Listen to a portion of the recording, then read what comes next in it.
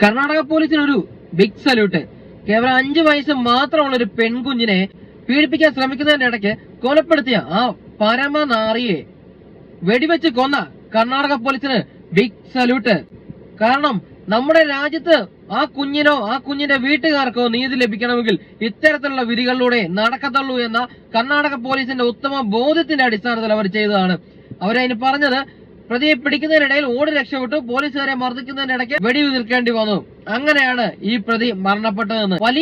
വലിയ മനസ്സാണ് കർണാടക പോലീസിനുള്ളത്. 13 വയസ്സുള്ള സ്വന്തം മകളെ പീഡിപ്പിച്ച പ്രതിയെ വെടിവെച്ച് കൊന്ന ആ പിതാവ് അടക്കമുള്ള ആളുകൾ നമ്മുടെ രാജ്യത്ത് ഇനി ഉണ്ടാവേണ്ടിയിരിക്കുന്നു. അല്ലെങ്കിൽ ഇത്തരത്തിലുള്ള കൊടും കൊലപാതകികൾ, കുറ്റവാളികൾ ഇനിയും അവർ രക്ഷപ്പെടും. അതുകൊണ്ട് അത് അനുവദിക്കാൻ നമുക്ക് സാധിക്കത്തില്ല.